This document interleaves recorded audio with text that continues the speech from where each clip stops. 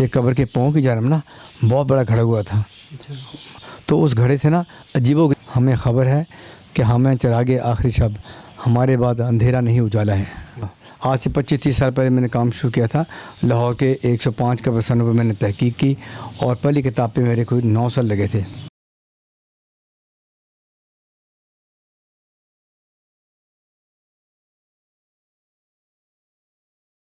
अस्सलाम वालेकुम नाज़रीन, आप देख रहे हैं खबर डिजिटल। मैं हूं बासित शहबाज। आज आपकी मुलाकात एक ऐसी शख्सियत से करवाने लाए हैं जिन्होंने शहर खामोशा, जिसको हम हुर्फ़े आम में जो है कब्रिस्तान भी कहते हैं, उनके ऊपर और जो इस मुल्क के इस वतन के शोधा हैं उन पे कमो पेश 8 से 9 किताबें जो हैं वो लिख दी हैं। इनमें से कुछ किताबें जो हैं जो एम.आर. शाहिद साहब की हैं वो शाया हो गई हुई हैं। इसके अलावा अगर मैं आपको बताता चलूँ तो एम.आर. शाहिद साहब जो हैं पंजाब पुलिस में बतौर सुपरिटेंडेंट जो है वो रिटायर हो चुके हैं, पंजाब पुलिस का भी हिस्सा रहे। इस हवाले से तमाम जो चीज़ें हैं वो एम.आर. शाहिद साहब की तरफ चलते हैं, इनसे जानते हैं इनकी कहानी कि इनको ये मुनफरिद आइडिया जो है लिखने का शौक़ कहाँ से पैदा हुआ और कब्रिस्तानों पर ही लिखना क्यों इन्होंने जो है वो चुना। अस्सलाम वालेकुम सर, कैसे हैं? अच्छा एम.आर. शाहिद साहब, हम देखते हैं लोग सफ़रनामा लिखते हैं, लोग लिखते हैं कोई अपनी कहानी ज़िंदगी की। आपने उन लोगों को चुना, उन पर लिखने का इंतखाब किया जो इस दुनिया में ही नहीं है।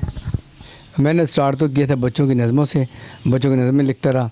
उसके बाद मैंने सच्ची कहानियाँ लिखनी शुरू की, आप बीती वगैरह, वो मेरी छपती रही।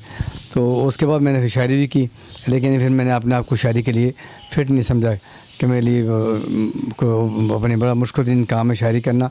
तो मैं फिर तहकीक की चल निकला।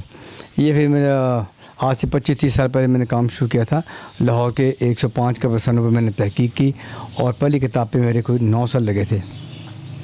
और इस पर पाकिस्तान की बड़ी मारूफ शख्सियात ने इस पर ना नवंबर दानश्वर थे, उन्होंने इस पर फ़लैब लिखे, तफसीर लिखे।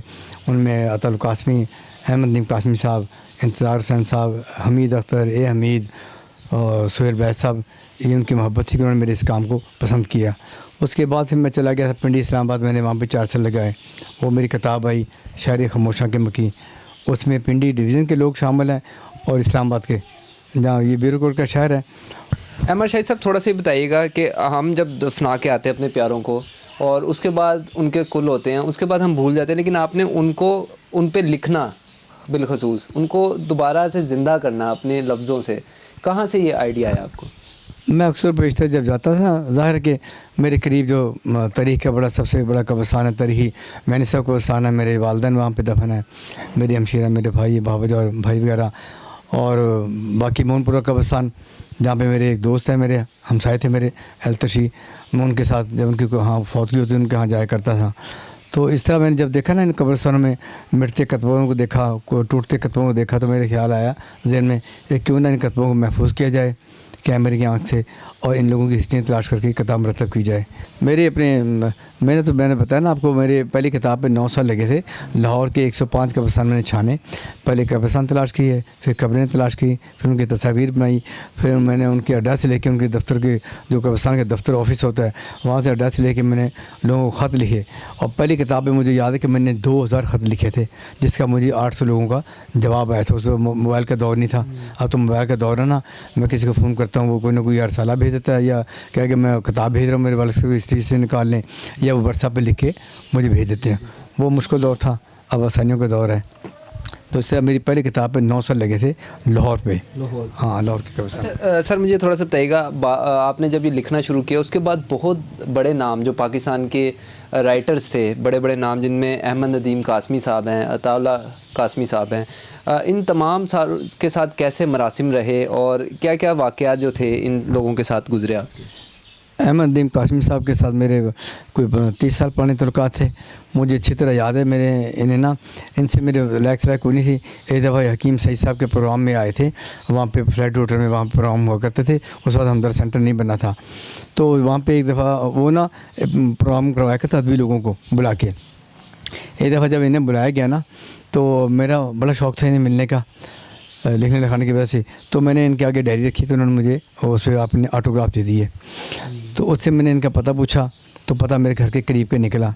तो उस पर मैंने ख़त लिखा इन्हें कि उन दिनों मुझे बड़ा शौक़ था कि अपने इस नाम के साथ ना अपने इलाके का नाम लगाऊं, यानी एम.आर. शाहिद मालेर कोटलवी। तो मैंने उस नाम से ख़त लिख दिया। तो इनसे मैंने टाइम मांगा, तो उन्होंने बताया कि मैं ना फलां जगह बैठता हूँ, जंग रोड पर मेरा दफ्तर है, बोर्ड लगाया था वहाँ पे गली के नुक्कड़ पे, वो आंधी ने गिरा दिया। तो आप ना वहाँ पे आ जाएंगे तो मेरी मुलाकात हो जाएगी। और मैं दिन को बैठता हूँ वन क्लब रोड और शाम को यहाँ बैठता हूँ। मैं शाम को एक दिन चला गया, उनका जो एहलकार था दरवाजे पे बैठा, मैंने उनसे पूछा, मैंने कहा यार मैंने मिलना है। तो कहने के नाम क्या है? मैंने कहा मैंने बता दी कि एम आर शाहिद, मैंने रिकॉर्ड लिया। जब मैं अंदर गया तो वो ना मैंने हाथ सलाम किया, हाथ मिलाया, तो वो देखते रह गए। कहने लगे बैठ जाए, मैंने बैठ गया। तो मुझे कहने लगे यार आपने क्या नाम बताया? मैंने फिर नाम बताया। कहने लगे यार जब आपने ख़त में भी लिखा तो मैं सोचा कि जो मलेरकोटले पैदा हुआ होगा, तो वो जब मेरे पास आ रहे हैं ना मिलने के लिए, वो बूढ़ा आदमी होगा, मोटे मोटे शीशों की उसकी ऐनक लगी होगी, तो आप तो नौजवान हैं, जवान आदमी हैं, ये क्या मामला क्या है? मैंने फिर उन्हें बताया, मैंने कहा सर हम ना पार्टीशन से 23 साल बाद आए थे। अच्छा, थोड़ा सा सर ये बताइएगा कि आपने कब्रिस्तानों का इंतखाब किया, इन पे किताबें लिखी हैं, आप जब कब्रिस्तान जाते थे कोई डर नहीं लगा? कोई ऐसा वाक़या आपके साथ हुआ हो जो लोग कहते हैं जी कब्रिस्तान जाएं तो बलाओं का डेरा होता है, रूहों का डेरा होता है, आपने तो इनके ऊपर काम किया बाकायदा, जा के रातों को जा के लिखे हैं, तो कभी कोई ऐसा वाक़या नहीं हुआ, डर नहीं लगा? नहीं, वाक़या तो खैर ऐसा नहीं हुआ, ना मुझे झूठ बोलने की आदत है। हाँ, एक दो दफ़ा ऐसा हुआ जब मैं अपने ना कभी आम कब्रिस्तान में जाता था ना मैं तहक़ीक़ करने के लिए, तो मुझे बहुत ज़्यादा थकावट हो जाती थी। और मैं जब भी किसी मज़ारत पे गया था, दरबारों में जाना, या शोधा की कब्रिस्तान है हमारे लाहौर में, कैबरी ग्राउंड में, निशात कॉलोनी में है, तो मैं जब वहाँ पे जाता था मुझे कभी थकावट नहीं होती थी। और जितना सुकून वहाँ पे बैठ के मिलता था ना, काम करते हुए भी थक जाना, बैठ के पानी पी लिया, बिस्कुट खा लिए, अगर शाम होगी तो मैं शाम में काम करता रहता था, लेकिन बड़ा सुकून मिलता था वहाँ पर, ये दोनों जगहों पे। तो एक जगह मैंने साहब का एक वाक़या मुझे याद है अच्छी तरह, कि मैंने इस तरह कोई कब्र तलाश कर रहा था, तो मुझे ना बहुत ज़्यादा स्मेल आई, बहुत ज़्यादा, हद से ज़्यादा। तो मैं ना सोचा कि यार मैं इसका पीछा करता हूँ स्मेल का, देखता हूँ कहाँ से आ रही है। तो पीर बोदले वाला सरकार का मज़ार है, उनके सामने हाथे में ना जब मैं गया दाखिल हुआ तो एक कब्र के पाँव की जानब ना बहुत बड़ा घड़ा हुआ था। तो उस घड़े से ना अजीबोगरीब किस्म के ना जो बड़े बड़े मच्छर टैप होते हैं, कोई आधे इंच के बहुत बड़े बड़े अजीबोगरीब कोई वो चीज़ें निकल रही थी वहाँ से, और स्मेल भी वहाँ से आ रही थी। तो मैं वहाँ से बस फिर तो वह सफ़र करते हुए, पता नहीं ला जाने कब्र नहीं थी किसी की, लपाई भी की हुई थी, लेकिन सुराख था बहुत बड़ा, वहाँ से मच्छर किस्म की चीज़ें निकल रही थी। वरना ये कहना कि जिन भूत वगैरह ये वो ठीक है, इनका वजूद है और कुरान में भी है, हमारे हदीस में मिलता है, लेकिन ये चीज़ें वहाँ बसेरा करती हैं जहाँ पे जंगल बियाबान हो, जहाँ पे इन्हें कोई डिस्टर्ब करने वाला ना हो। तो अब तो शहर खामोशा, तो नाम ही शहर खामोशा रह गया ना, ये तो शहर शोशाबा बन गया है, शोशाबा बन गया। इतनी लाइटें लग गई हैं, पगडंडियाँ बन गई, वहाँ पर डेरे लग गए, नशे वहाँ रात को बैठे होते हैं, वो शहर खामोशा नहीं रहा अब। ये पहले का दौर था जो चीज़ें नज़र आती थी। हाँ, मुझे अच्छी तरह याद है, एक दफ़ा मैं गुलबर्ग गया, रेलवे लाइन वाला बड़ा कब्रिस्तान, वहाँ पुराने में ना हकीमों की वो कब्रें तलाश कर रहा था, तो एक मज़ार तमीर हो रहा था, तो ठेकेदार काम करवा रहा था, कुर्सी पे बैठा, सर्दी का मौसम था, मिस्त्री मजदूर काम कर रहे थे, तो मुझे देख रहा था तस्वीरें बनाते हुए। जब मैं उसके करीब से गुजरा तो मुझे कहने लगे बाबूजी तुम क्या कर दे पे हो? मैं क्या, मैं तस्वीरें बना रहा था। क्यों? मैं किताब भी खतर। मैं क्या कि आगे चला गया, तो उसकी जो आवाज़ थी ना वो मेरे कानों से टकराई। वो कहने लगे देखो इंसान पेड़ दी खतर कितने मारे फिरते हैं, अब उसे क्या पता कि ये मेरा शौक़ है, ये मेरा जुनून है। ऐसे ऐसे वाक़त आ जाते हैं। अच्छा सर, आखिर में बिल्कुल अगर मैं आपसे जानना चाहूँ कि अभी तो आप ये काम कर रहे हैं, मज़ीद क्या इरादा रखते हैं आगे मुस्तकबिल में? अपनी ये जो आप लिख रहे हैं इसको कहाँ तक पहुँचाएँगे? क्या क्या अभी मज़ीद जो है अपने पढ़ने वालों को अभी उनको देखना बाकी है, पढ़ना बाकी है? मेरी कोशिश बल्कि है कि अल्लाह ताला ने ज़िंदगी से तंदुरुस्ती दे रखी, तो पूरे पाकिस्तान के जो बड़े शहर हैं ना, कोटा, पेशावर वगैरह, इन सब पे काम करना कि जितने पाकिस्तान के बड़े शहर हैं इनके जो कब्रिस्तान में वहाँ पे जो आसूदा शख्सियात मदफून हैं, वहाँ पे आसूदा खाक हैं, उन्हें तलाश करके उनकी हिस्ट्री सामने लाई जाए, ताकि आने वाले वक्तों में लोगों को इल्म हो रहे हैं कि कौन कब आया, कब चला गया, और किस किस शोबे में क्या क्या खिदमात हैं। ये मेरा इरादा है कि मैं पाकिस्तान के तमाम कब्रिस्तानों पे काम करूं, जो वहाँ पे मैं नहीं कर सका, होना भी चाहिए। हम आज हैं कल नहीं होंगे।